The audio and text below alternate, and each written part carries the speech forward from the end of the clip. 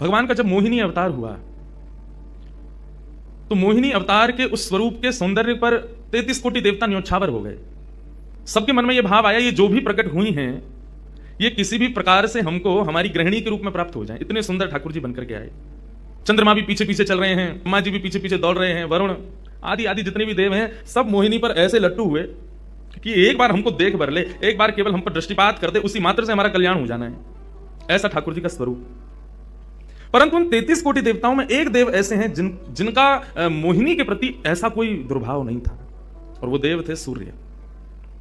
सूर्य ने जब मोहिनी के सौंदर्य को देखा तो उनके मन में भाव आया, इतनी सुंदर, इतनी सुकुमारी, इतनी कोमल, इतनी मधुर, सबको तो लगे हमारी पत्नी बने, लेकिन सूर्य को लगे मेरी बेटी बन जाए, मुझे पुत्री रूप में प्राप्त हो जाए। जब सूर्य के हृदय में यह भावना उत्पन्न हुई तो मोहिनी ने कटाक्ष नेत्रों से सूर्य की ओर देखा, बाकी किसी को देख ही नहीं रही है, और देख करके केवल ठाकुर जी ने उनको इशारा किया। बोले तो आपकी ऐसी इच्छा है? सूर्य बोले जी भगवान, मेरी बहुत अभिलाषा है कि आप पुत्री रूप में मेरे यहां पधारो। ठाकुर जी बोले इतना साधारण नहीं है हमको प्राप्त करना, पुत्र रूप में प्राप्त करना फिर भी साधारण होगा, लेकिन पुत्री भाव में ये तो असाधारण है, इसके लिए आपको तप करना पड़ेगा। सूर्य बोले मैं आज से ही तप करूंगा, लेकिन आप वचन दो मेरे यहां पधारोगे और इसी रूप में पधारोगे। मोहिनी ने कहा यदि मैं तुम्हारे भजन से प्रसन्न हुई, यदि तुम्हारी भक्ति में, तुम्हारे प्रेम में प्रबलता हुई, मोहिनी 33 कोटि देवताओं को मोहित करती है, लेकिन तुम्हारे भजन के प्रभाव से मैं जब तुम्हारे यहां अवतरित होंगी तो मोहिनी को भी मोहित करने वाला रूप धारण करके आऊंगी। मोहिनी जिसने तीनों लोगों को अपने रूप पर न्योछावर कर दिया, वो मोहिनी भी जिस रूप को देख करके मोहित हो जाए, वो रूप आएगा आपके यहां पर। वही सूर्य वृषभानु जी के रूप में प्रकट हुए, और जब वृषभानु जी के रूप में प्रकट हुए, उससे पहले एक राजा के रूप में भी आए थे, तब भी इन्होंने तपस्या की थी, लेकिन ठाकुर जी नहीं पधारे। जब वृषभानु के रूप में प्रकट हुए तो इन्होंने ठाकुर जी का यजन करना बंद कर दिया, ब्रह्मा जी का यजन प्रारंभ किया। ब्रह्मा जी से प्रार्थना की, ब्रह्मा जी प्रकट हुए, बोले क्या वरदान चाहिए? बोले वरदान आपसे नहीं चाहिए, वरदान हमको किसी ने कहा था कि वे हमारे यहाँ पुत्री रूप धारण करके आएंगे, मुझे लग रहा है वो कहीं भूल नहीं गए हो, इसलिए ब्रह्मा जी आप बहुत करीब हो ठाकुर जी के, आप उनको जाकर के संकेत करो कि कोई आश में बैठा उनकी में। जब से मोहिनी स्वरूप देखा तब से हम पागल हुए फिर रहे हैं, 33 कोटि देवताओं के मन में यही आता कब प्रकट होंगी दोबारा, कृपा करो, आप प्रार्थना करो कि वो पधारें। ब्रह्मा जी बोले आपके भजन में इतनी सामर्थ्य है कि ठाकुर जी मना नहीं कर सकते। बोले तो फिर मुझे विश्वास के लिए कुछ तो कह करके जाओ। ब्रह्मा जी बोले मेरी जिम्मेवारी बन जाए, इसलिए चलो इस पर्वत के रूप में मैं विराज जाता हूं, और बरसाना पर्वत के रूप में श्री ब्रह्मा जी विराज गए। ठाकुर जी आएंगे, मैं जिम्मेवारी लेता हूं, इसलिए मैं ही पर्वत बन के बैठा। ब्रह्मा जी ने जाकर के प्रार्थना की। ठाकुर जी बोले मैं तो सच में ही भूल गया था कि मुझे जाना है। बोले भगवान वो बहुत प्रतीक्षा कर रहे हैं आपके। वृषभानु जी का भजन कैसा बताया। वृषभानु जी की एक ही इच्छा है कि मेरे पास जो पुत्री रूप ठाकुर जी का आवे। ठाकुर जी मोहिनी बनकर के आए तो 33 कोटि देवताओं के हृदय में ठाकुर जी के प्रति वात्सल्य भाव प्रकट नहीं हुआ, प्रेम भाव प्रकट नहीं हुआ, कुछ और ही भाव था उन देवताओं का। वृषभानु जी कह रहे हैं कि मैं ऐसी पुत्री पाना चाहता हूं जिसको देख करके काम नष्ट हो जाए, काम का भी मर्दन हो जाए, सामने वाले के हृदय में एक दिव्य प्रेम प्रकट हो, निष्काम प्रेम, अनकंडीशनल लव किसे कहते हैं, इसका प्रसाद पूरी दुनिया को देने वाली ऐसी पुत्री मेरे घर पधारी।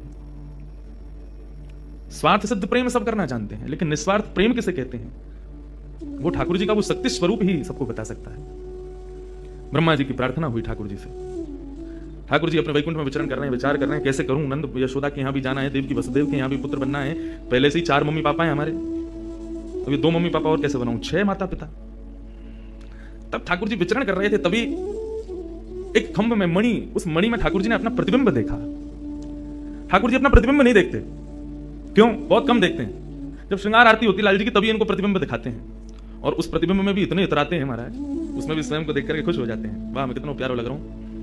अपना प्रतिबिंब ठाकुर जी इसलिए नहीं देखते क्योंकि स्वयं ठाकुर जी मोहित हो जाते हैं खुद ही पर। जैसे ही ठाकुर जी ने स्वयं का प्रतिबिंब देखा, प्रतिबिंब देख के आगे बढ़े, लेकिन ठाकुर जी मन में विचार करने लगे मुझे सबके स्वभाव प्रिय है, लेकिन अपना यदि देखूं तो अपना प्रतिबिंब बहुत प्रिय है। जब स्वयं को देखता हूं प्रतिबिंब में तो ऐसा लगता है कि मानो जो सबको मोहित कर रहा है वो स्वयं को जब देखे तो खुद भी मोहित हो रहा है, क्योंकि प्रतिबिंब कभी झूठ नहीं बोलता। प्रतिबिंब का ये स्वभाव है, आप जैसे हो वैसा आपको दिखाता है। ठाकुर जी ने जब प्रतिबिंब देखा, अपने उस प्रतिबिंब स्वरूप को ठाकुर जी ने स्थिर कर दिया, और स्थिर करके अब तो ठाकुर जी लाए महाराज लक्ष्मी जी की पूरी पेटिका लेकर के आए श्रृंगार की, और अपने प्रतिबिंब स्वरूप को ही उन्होंने श्रृंगार करना प्रारंभ किया।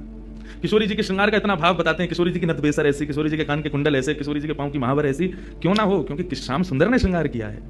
किशोरी जी का जो स्वरूप है वो ठाकुर जी ने उसका श्रृंगार किया है।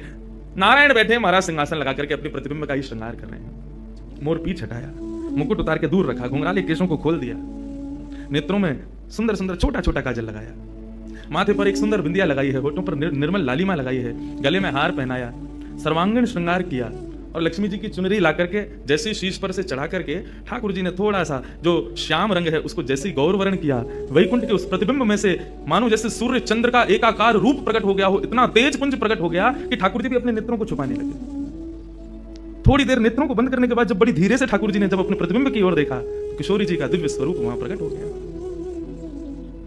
ठाकुर जी ने दंडवत किया, पहले प्रणाम, हे श्याम सुंदर, आपने ही मेरो निर्माण कियो है, आपने ही मुझको प्रकट कियो है, क्या भाव है?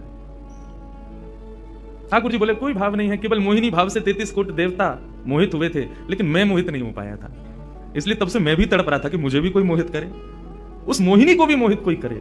वो स्वरूप आज प्रकट हुआ है। धर्म की स्थापना हुई, ज्ञान की स्थापना हुई, भक्ति की स्थापना हुई, वैराग्य की स्थापना हुई, लेकिन अंततो गत्वा इस संसार का सार जो प्रेम है उसकी स्थापना नहीं हुई है। उसके लिए आपका अवतार धारण करना अति आवश्यक है। आप मेरी शक्ति हैं, आप मेरी आत्मा हैं। पूरा विश्व और पूरे विश्व की दिव्य चेतना किसकी प्राप्ति के लिए दौड़ रही है कि आत्मा एक दिन परमात्मा में मिल जाएगी, लेकिन उस परमात्मा में आत्मा जो विद्यमान है वही तो किशोरी जी हैं। उस आत्मा की परमात्मा की जो आत्मा है वही तो श्री राधा जी हैं। लोग उनके रूप को नहीं समझ पाते। किशोरी जी से प्रार्थना की ठाकुर जी ने कि आप पधारो और प्रेम की स्थापना के लिए आप भूमंडल पर सूर्य के ही अवतार वृषभानु जी के यहां पर आप अवतरित हो। तब किशोरी जी ठाकुर जी की बात मान करके और वृषभानु और कीर्ति के यहां पर अवतरित होती है।